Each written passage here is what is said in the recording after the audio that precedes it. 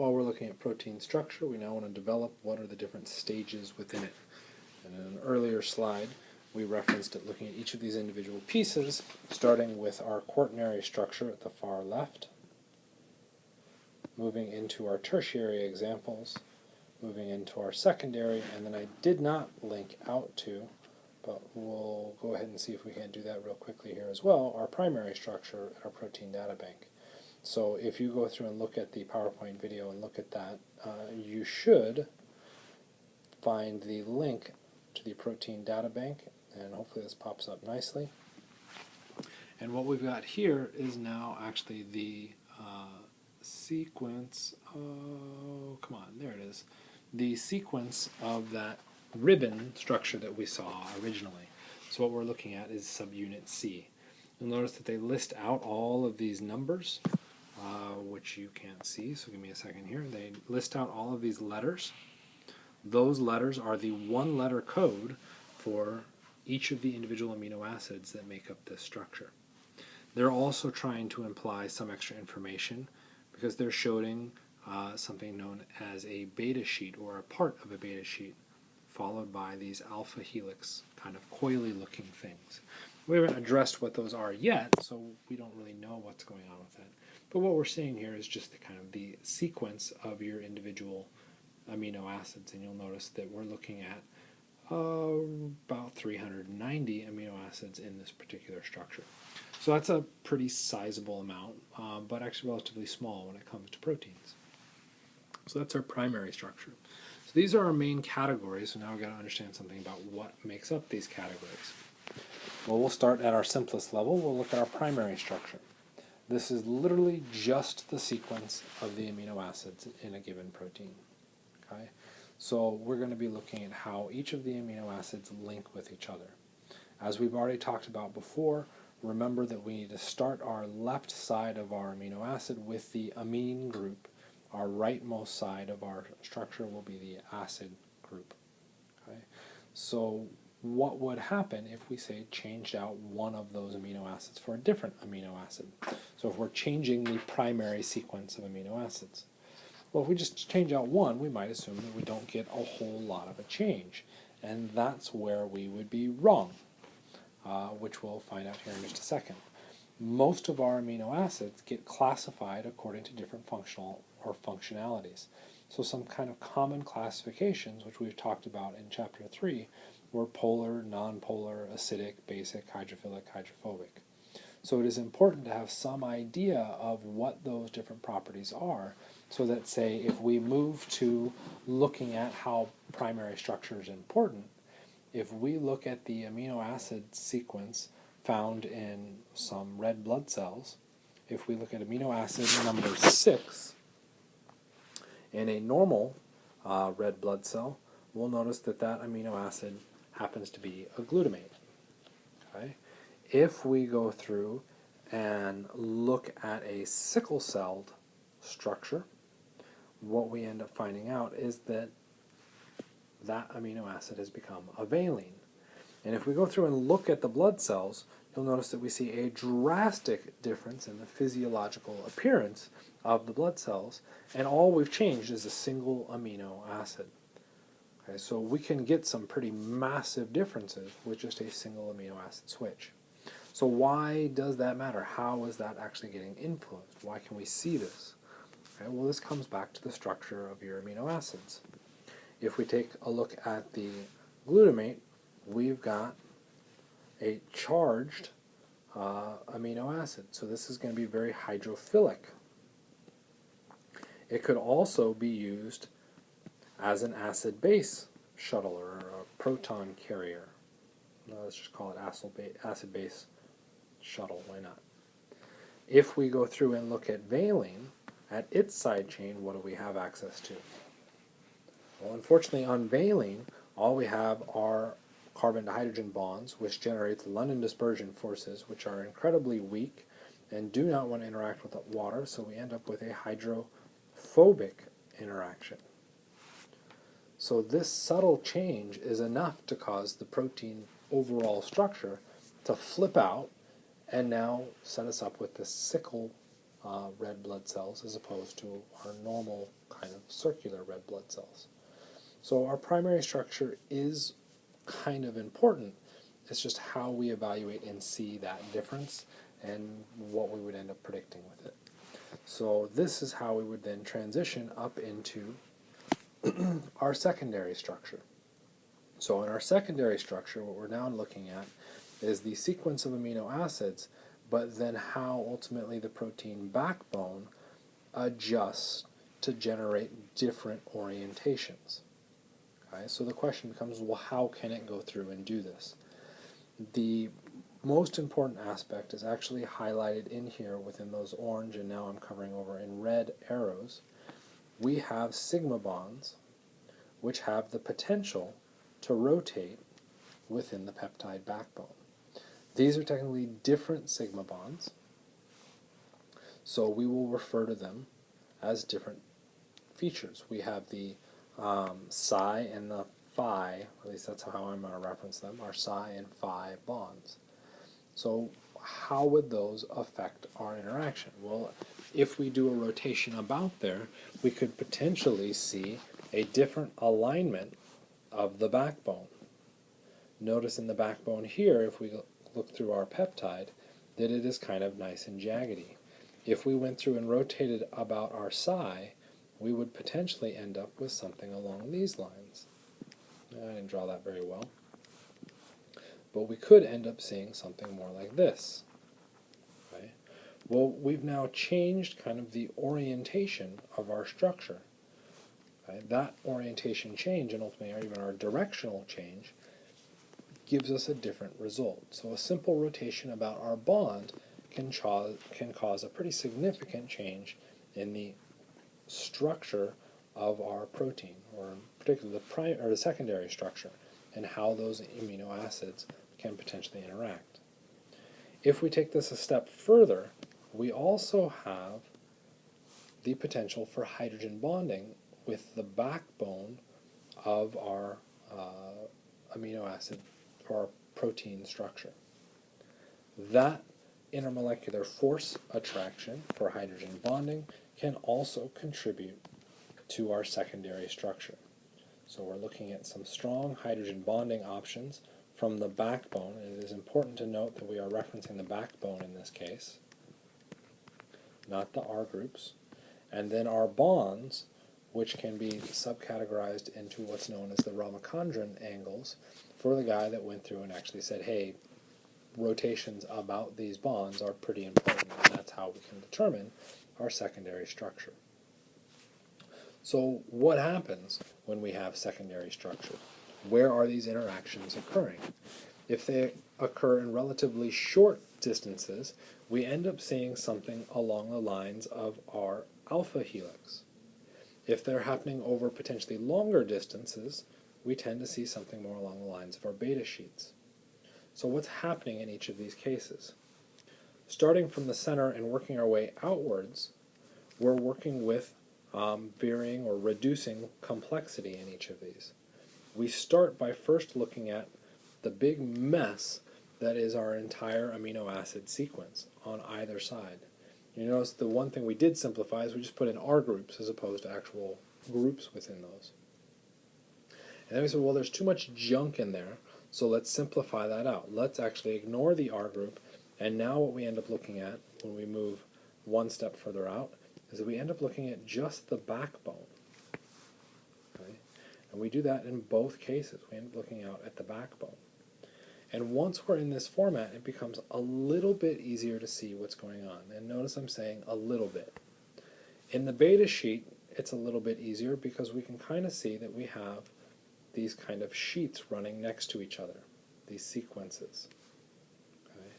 If we move to the alpha helix, this is a lot harder to see because we're trying to draw in 2 dimensions a 3-dimensional object.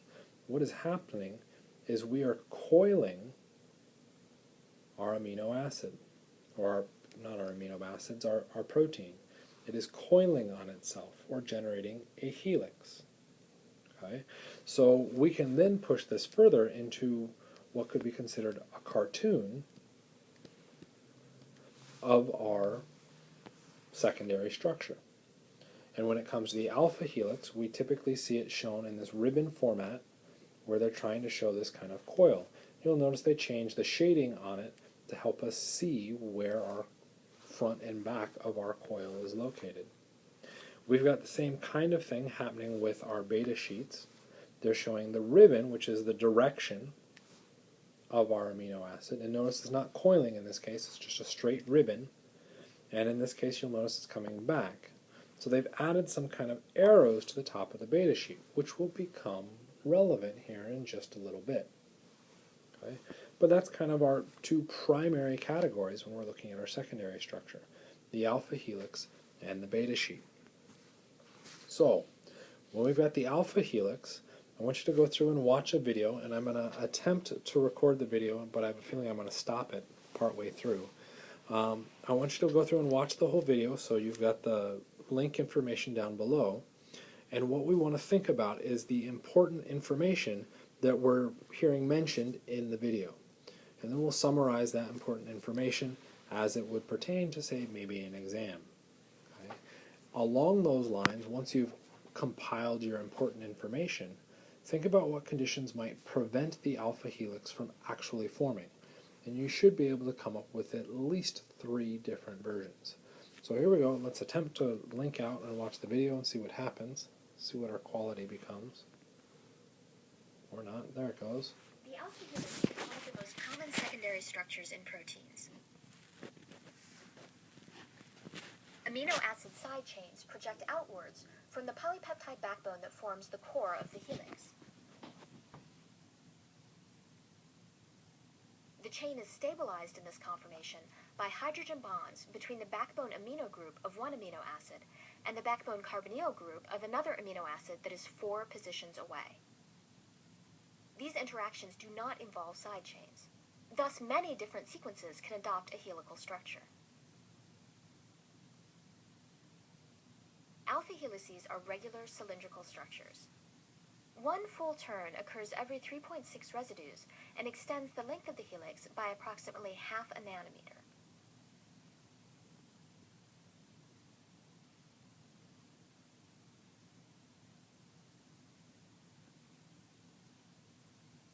Secondary structures are often represented in cartoon form to clarify the underlying structure of a protein. In this representation, the twisted 3D ribbon follows the path of the peptide backbone. And there we have it. So, nice short little video. Hopefully that makes some sense. What kind of data did you see or evaluate?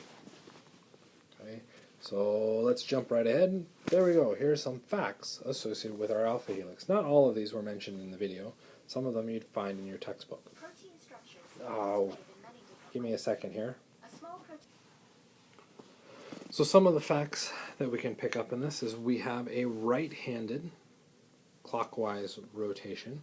And if we look at our image, of course that's obvious in that image on the left. We can totally see that right-handed coil. It may not be obvious, you just kind of have to deal with it. Another important feature here is that we get 3.6 amino acids per turn. Okay, this is going to be an important factor, particularly when looking at your online homework. As we're looking at, as we go through and do this rotation around, how many amino acids fit in that ultimate rotation. The distance to repeat, we're looking at 5.6 angstroms, and if you look over at our slide here, you'll notice that that actually says 5.4. We're doing approximations. They aren't all perfect. Different alpha helices are going to have slightly different properties. Another big characteristic here is that we're looking at each alpha acid or alpha amino acid is in the S-trans configuration. And I started to draw that out on a previous slide, but I don't think I actually finished mentioning that terminology. Let's go back real quickly. Remember I said back here, if we look at this arrangement, our sigma structure, our sigma bonds are all kind of in this jagged line, alternating directions. First I go this direction, and then I go, well, if I look about any one of those sigma bonds, the primary chain is on opposite sides of the sigma bond. So what we're looking at here is something known as an S-trans.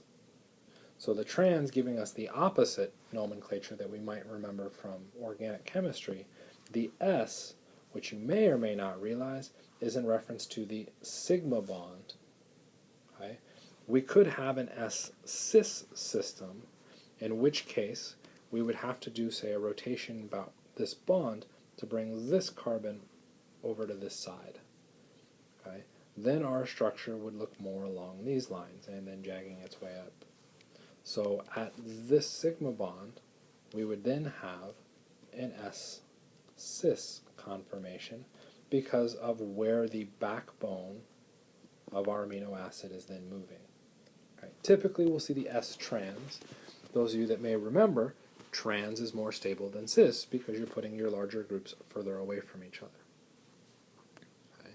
So that when we go all the way back to looking at our alpha helix, we will note that our amino acids are locked into that kind of S-trans configuration, and interestingly enough, they'll all be planar. Okay? That is kind of neat because if they're planar, how do we get a helical shape, which is three-dimensional? Okay, well, we get the helical shape because of where the rotation is happening.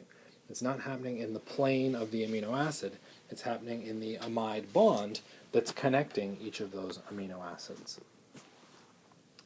So how is this helix actually forming? What's holding it in that shape? Well, that shape is coming from hydrogen bonding interactions within the backbone of the amino acids, or backbone of our peptides. Sorry, I keep calling them amino acids. So this is kind of an interesting feature. The R groups are actually not contributing to our alpha helix, okay? At least not directly. Okay? And what do I mean by that? Well, if we go through and look at the R groups, they are kind of aimed away from the helix in each of those cases. But what happens, say, if I put on a large R group? What would happen? Well, now I have an overlap between those R groups that could disrupt this interaction or disrupt the alpha helix, preventing it from forming. Okay? So while the R groups don't directly affect the formation of the alpha helix, they have to be of an appropriate size or orientation such that they don't stack on top of each other and interfere with the alpha helix formation. Another interesting feature is that your hydrogen bond, okay, where those hydrogen bonds are forming in your backbone, you'll notice with the red dots now being highlighted over with purple, are happening parallel to the axis of our coil. Okay, so they're all along the same side. And then our last case, which we already mentioned, our R groups are all facing to the outside of the structure. Okay, so kind of neat stuff happening within this. After that, we then have our beta sheets. So the beta sheets are now just saying that we have a strand, a sequence of amino acids that overlay next to another sequence of amino acids in a nice kind of pseudo-linear fashion. Okay? There are a variety of ways that we could draw lines next to each other. So if we just say our amino acid is a straight line aiming up, okay, why aiming up? Remember, at one end of our amino acid we have the nitrogen. At the other end of the amino acid we have the acid portion of it. So we can show that directionality with these arrows. Okay, the start of the arrow is our nitrogen, the end of our arrow is the acid. For those of you from organic chemistry, think back to how we made the peptide bond.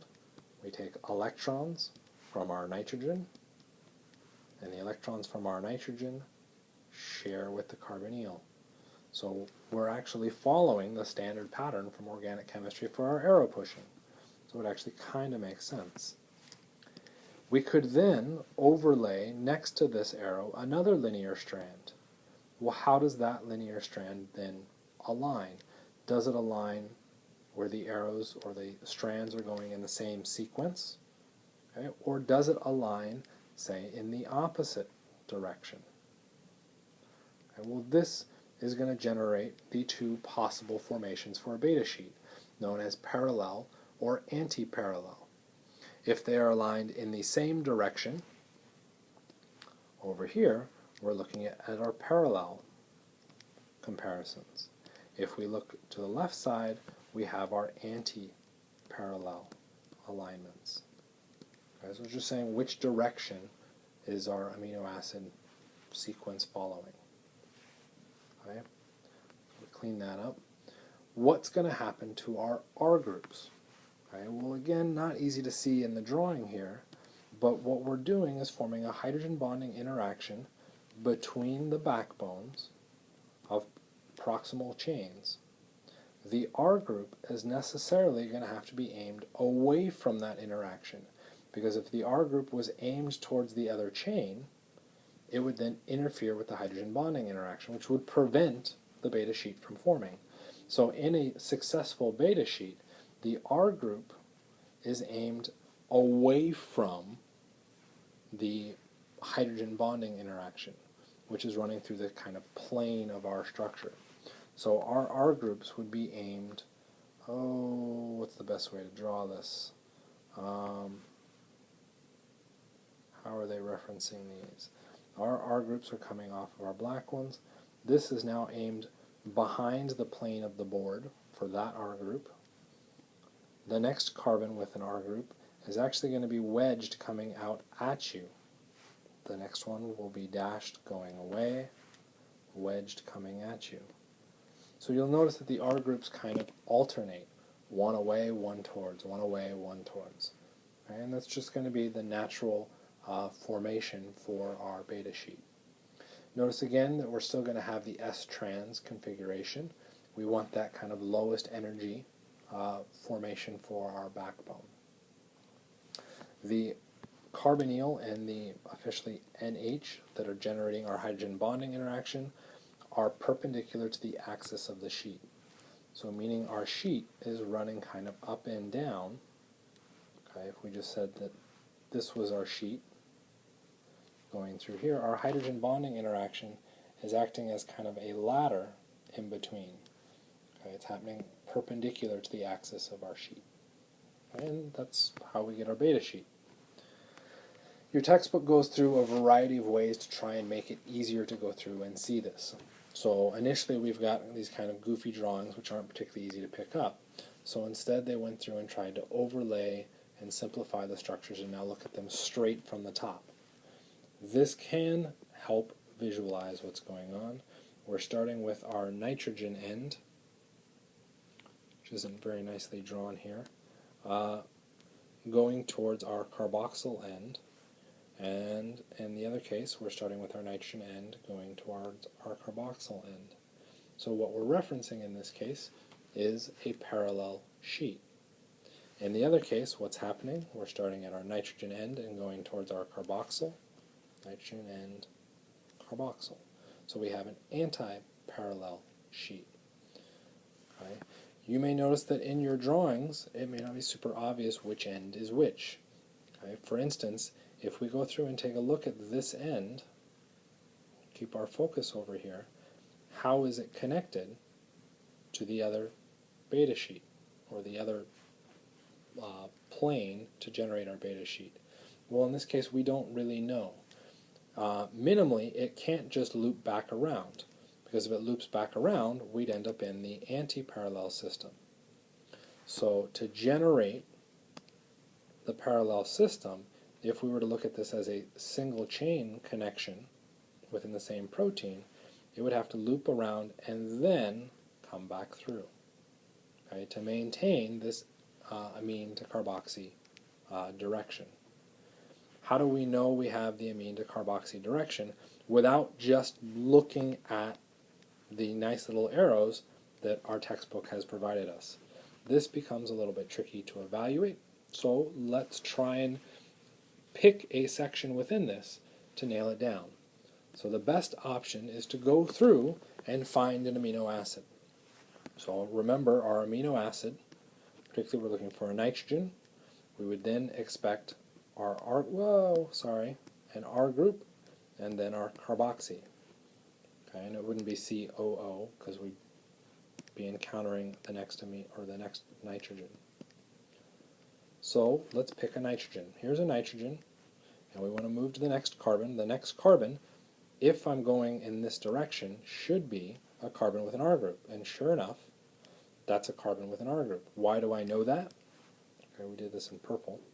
I know that's a carbon with an R group because it doesn't have the red ball on it, which symbolizes our oxygen. So if we look at our sequence, we're going from nitrogen to the left to the carboxy, or sorry, the nitrogen on our right to the carboxy on our left. Okay, well, let's see if the example they gave us is still valid. So let's find our nitrogen in the next chain down.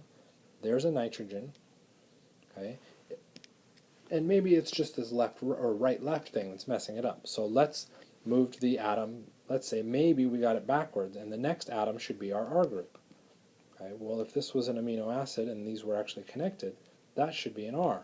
Well, that's an acid. So that very clearly is not running that direction between nitrogen to carbonyl. If we go through and now look at the other direction, we'd go from our nitrogen to our R group carbon to our acid carbon, the direction we're running for our amino acid, right to left, matches the arrows. Okay, so it's not super obvious until you really kind of zoom in and think about what's happening. And the bottom one, let's try the same deal. Here's the first nitrogen I'm going to look for. Okay, so we went left to right in the first example, so let's again try left to right. If it is going left to right, remember our kind of cheat sheet up at the very top, the very next carbon atom that needs to show up has to have the R group. So if I move to the very next carbon atom, is that the R group carbon? No, it has an oxygen. So my amino acid sequence is not going that direction. So let's check the other direction. The very next carbon does not have the acid, so that must be my R group. If I check the next carbon is the one with my oxygen. My amino acid sequence is running from left to right in this case.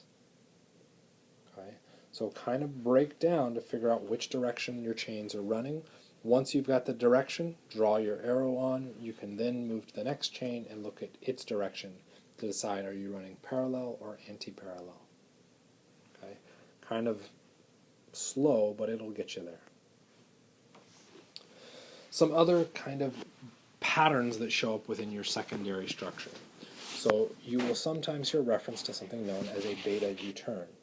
So let's go back and look at our amino acids. Let's say this was our amino acid primary structure. Let's not draw it so thick.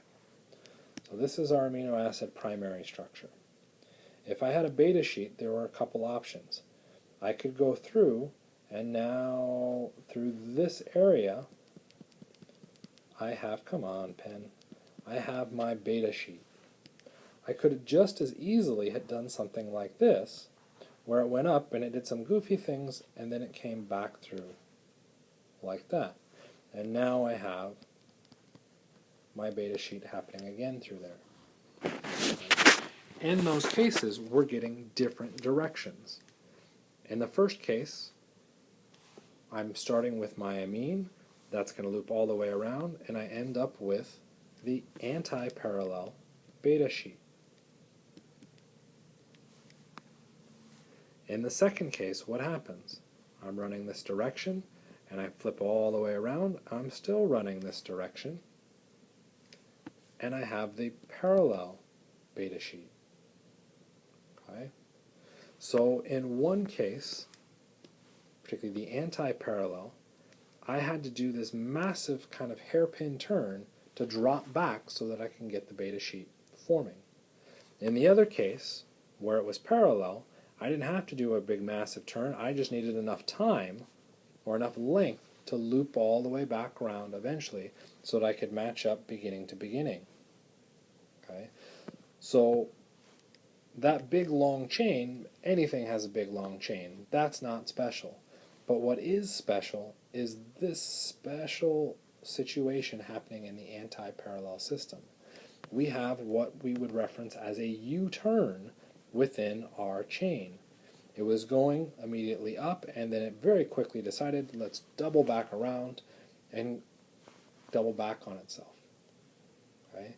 So we have a U-turn happening in that situation. So now the question becomes is what would we expect to find in that U-turn? Well, what things do we need to consider? Okay. Number one, this is doubling really quickly back on itself. Okay. So is there, say, an amino acid that kind of folds on itself, causing a kink in the overall structure? Okay. This comes back to knowing your amino acids, and yes, there is an amino acid that does that. Proline does this. Proline will bite back on itself because the R group connects to the nitrogen of your amino acid. So proline is something that is likely to be found in a U-turn because it will help facilitate that sharp angle for doubling back to form your antiparallel beta sheet. Okay, what else might we consider in that if we now remove your constrictions on picking something other than proline? Okay, well, what's happening is we've got our R groups sitting all up in here. Well, those R groups are now very, very close to each other, okay, and much closer than, say, they were in the actual beta sheet. Why? Because you're being looped back on itself. So those are getting a little bit closer than they would have been if they had just been in your beta sheet. Okay, well, what does that mean? Okay, well, let's pick some extremes. Let's say your R group is massive. If I have a bunch of massive R groups, what is that going to do? Well, then they will all start to sterically interfere with each other. If they sterically interfere with each other, they're going to want to spread out and pull that chain away from being able to form the beta sheet. So when we look at that beta U-turn, proline is a big red flag for the potential for having a beta sheet or a beta U-turn. Other options would be anything with a small R group. Okay? That small R group is going to allow it to fold back relatively quickly to get us into the potential for having an antiparallel sheet. So what amino acids have small R groups? Okay, well, that was annoying. Now you'd have to know all the amino acids to be able to predict those. On an exam, what I might do is provide you a list of give you a bunch of amino acid structures and say circle any amino acids that would be likely to be found in the beta U-turn. Explain your answer. So you could go through and look. Hopefully you'd be able to identify proline, because proline is the only one that doubles back on itself. Okay, it's close enough to the real structure. Okay. What about small R groups? Well, there's one with just hydrogen. Okay. We have other ones with, say, a CH3, a methyl group, relatively tiny. Okay. What if we had, say, tryptophan? Oops, that may be a bad one to draw because I don't think I can draw it. Let's do tyrosine, because I know that one. Would we expect to see tyrosine, say, in a beta U-turn?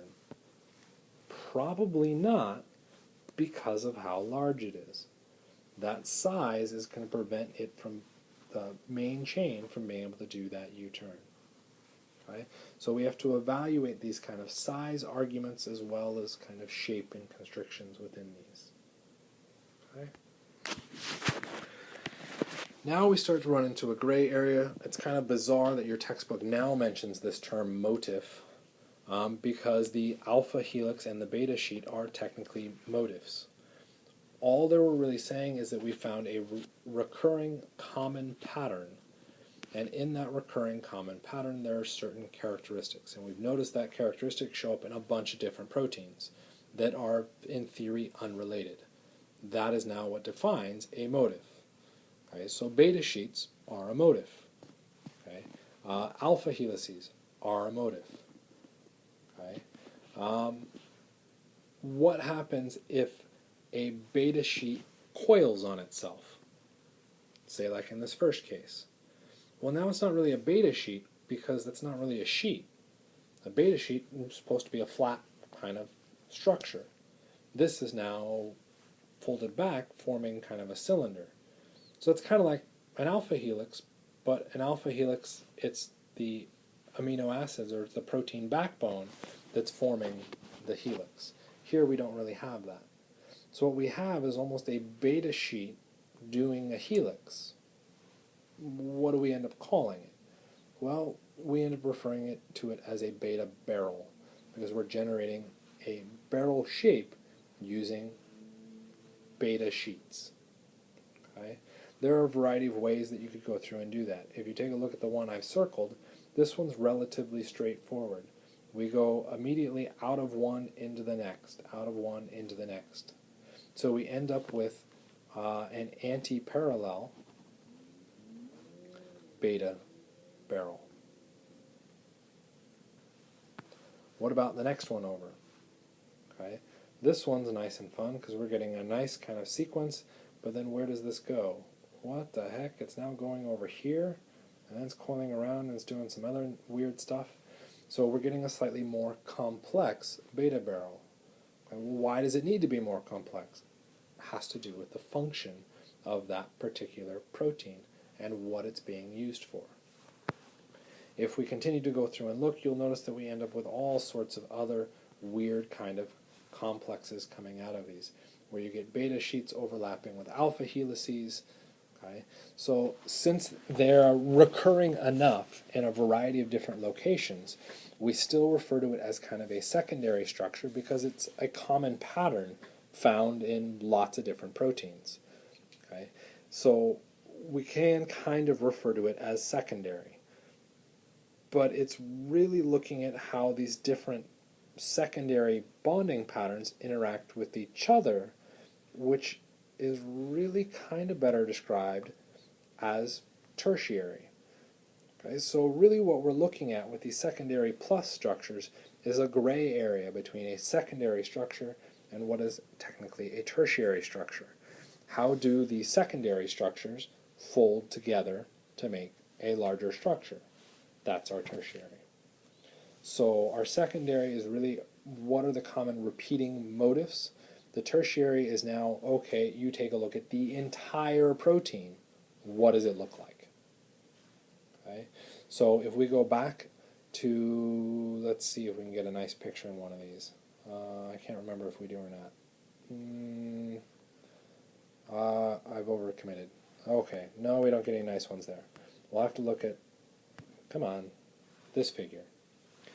If this is the entire structure, if this is all of my amino acids, okay, well, that might be better referenced as the tertiary structure, because now I'm saying that is everything that is involved in making the three-dimensional shape of my protein.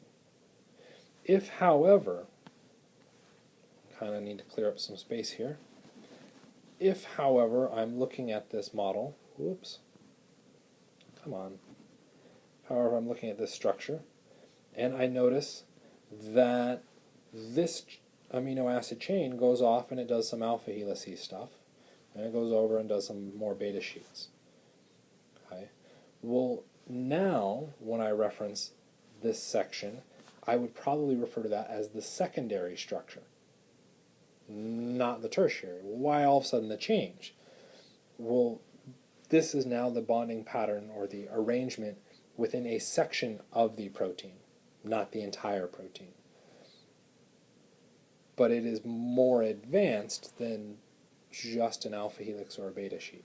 So you kind of hit that gray area. Hopefully that kind of makes sense. So when we're transitioning between secondary and tertiary structure, secondary says how's the primary sequence arranged within the structure. Sometimes the primary sequence will arrange itself in such a way that we form these very complex systems like the beta barrel. Okay? We can then separate that away from our tertiary as long as that kind of pattern happens very frequently, like it happens in a bunch of other proteins.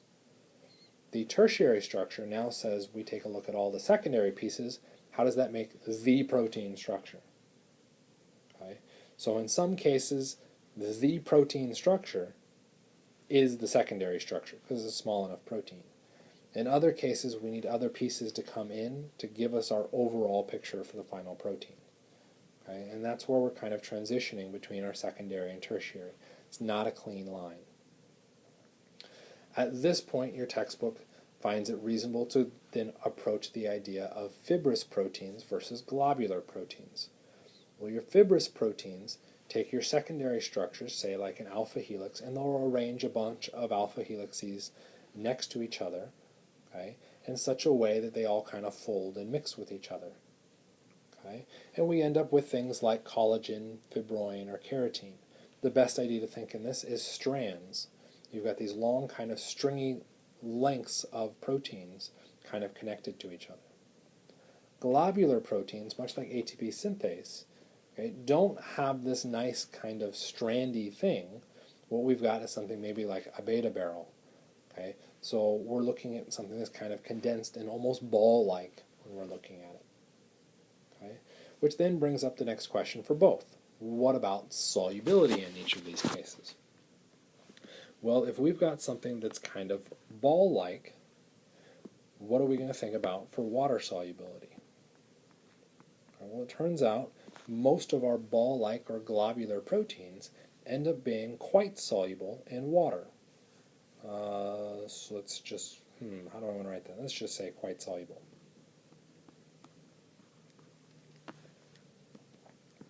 Okay. What happens when we look at our fibrous proteins? Okay, we'll think about the long kind of strandy things like keratin or collagen or fibroin. Okay. If you think about eating carrots, you got that nice kind of long strandy stuff in it. Okay. What is happening there? Is that particularly soluble in water? No. Your fibrous proteins tend to not be soluble. Okay, well, what does this come from as far as function goes? Okay, well, the fibrous proteins are not soluble because they're being used as structural features. Okay, they're there like, say, an I-beam in a building, okay, or a 2x4. If we look at our globular proteins, okay, these are actually quite very soluble in water typically, and really what they're there for is acting as kind of the chairs, if you will. So they aren't really contributing structure, they're contributing kind of a function. And don't start challenging me on structure is a function. Okay? We're looking at something that's a little bit more active. Okay? So that would be like maybe a chair or a sofa found in a room. Okay? It has some kind of extra function, but it's not building the house. It's not putting it together. Okay? So that's kind of your separation between those to kind of help with that classification. To do this, we now have to have the protein now fold. Okay? Yes, secondary structure is part of it, but it's not a requirement in tertiary structure. We're just saying that the protein somehow folds up in some fashion to generate the actual protein that we would be used to looking at. So in this case, we've got two drawings kind of representing a folded protein.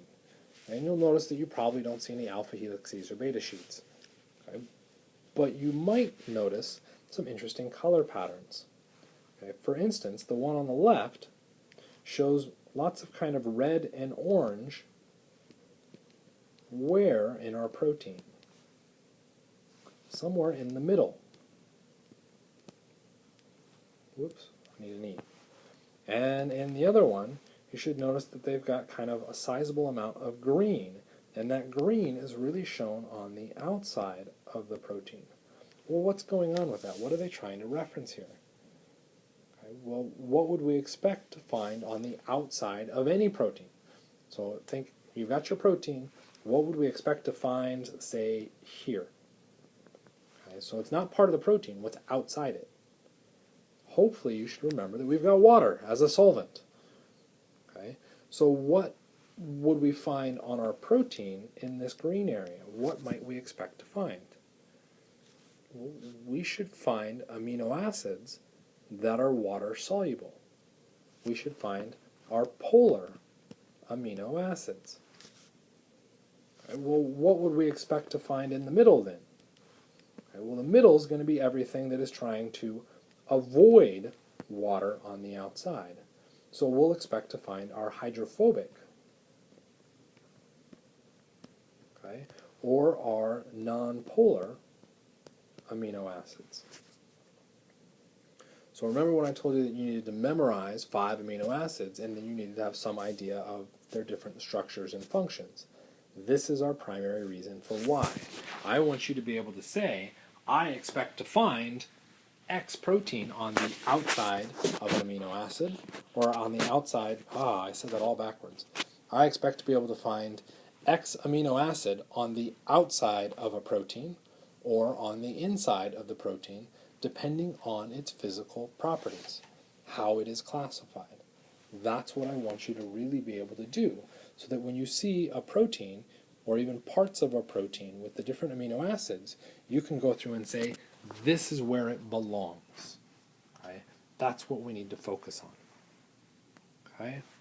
So, now into the larger, broader sense of what's going on here, we'll look at the things that contribute to our tertiary structure.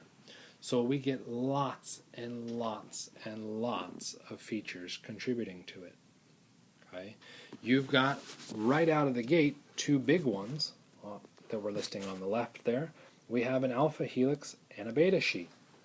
Okay? Those are going to contribute to our tertiary structure because they're now starting to fold.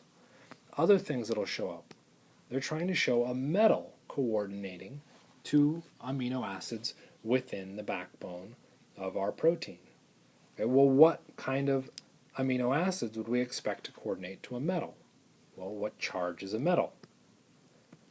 Metals are positive, so we would expect the amino acids to bond to that to be negative, because we get a nice strong attractive force between those.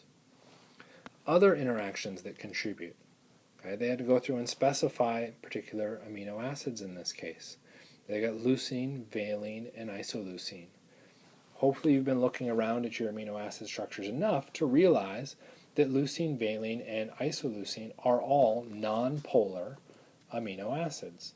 They are all extremely hydrophobic. They're going to be found on the inside of the structure because water is everywhere on the outside.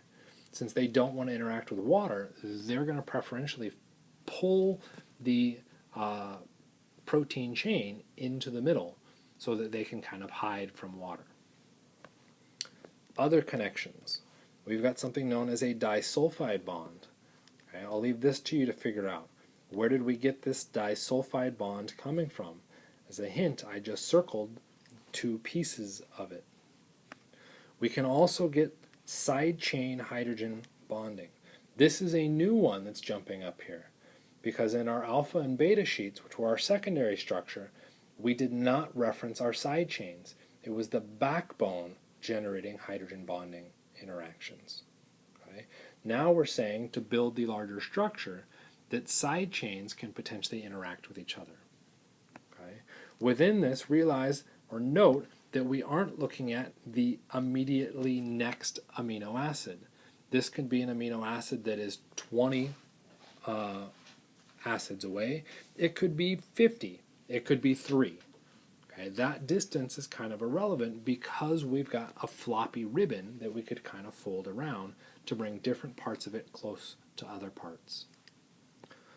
Okay, the last part that we could look at is referenced as our electrostatic attraction, which is kind of a modified version of our metal coordination. Our metal coordination was an electrostatic attraction, but in the case of the specific electrostatic interaction, we're no longer looking at a metal. We're looking at the charged amino groups in some of our amino acids and the charged acid groups or carboxyl groups in our amino acids, generating that strong attractive force. Okay? Again, not a bad idea. What amino acids might be involved in generating that electrostatic attraction? Okay, so coming up with these thoughts and going back to that chart of your amino acids and saying, okay, which pairings would work to generate these interactions? It is a very important thought, and that's really what you should be getting out of this section. Okay? So you get lots of solvent interactions generating this. Your secondary structures bonding, disulfide bonds. I even didn't give away your answer there, which amino acids are going to generate that. Hydrogen bonding, both with water, giving you a hydrophilic attraction on the surface and hydrophobic on the inside, and metal coordination. So lots of different things go through and contribute. And I think we're nearing on pretty much our last slide. The very last kind of step that we would go up to in this would be what's known as our quaternary structure. Once we have our protein now all completely folded up, can that protein interact with more proteins or other proteins? Absolutely. Okay. That new structure, or that super transformer, if you will, or the Power Rangers. Okay. Each of the Power Rangers could move up from being a human to now being their little Power Ranger fighty selves, to then calling in their little animal cart thing to fight in. Then they could bring all their little animal carts together to make a super animal cart thing. Okay, that's kind of our quaternary structure. So we're doing kind of a comparison back to our Mighty Morphin Power Rangers. For those of you that don't catch that reference, I'll see if I can't find some brief images to elicit that action when we're thinking about our protein structure. Okay. One of the things that we're going to have to watch out for here is something known as allosteric effects when we move up to quaternary structure.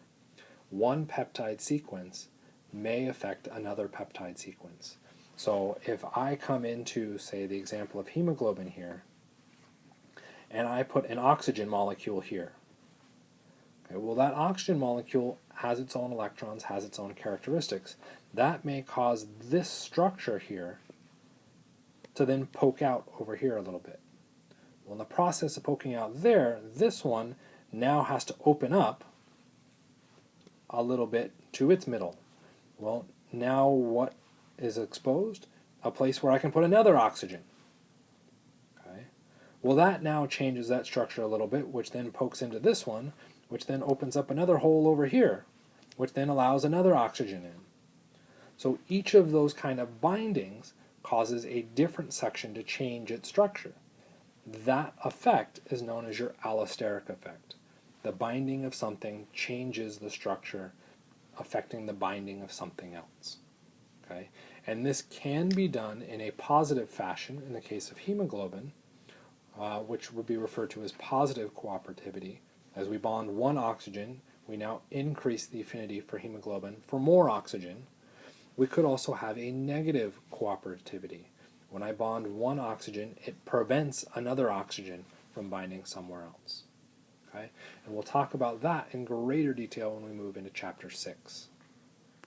And actually, we have to add a little bit more information here, and I promise we're almost done. Okay? This is kind of in reference to lab people. What we're moving here to is that if we have our native protein, that's its fully formed stationary state. Okay? That's our tertiary structure. We can go through and say mess with all of those interactions that we addressed in our tertiary system. Say throw something in there that pulls out all the metal ions. Well, those metal ions helped it fold according to our tertiary structure. If we remove all those metal ions, now it can't fold properly. Okay? So by preventing proper folding, what we've done is denatured the protein. Okay?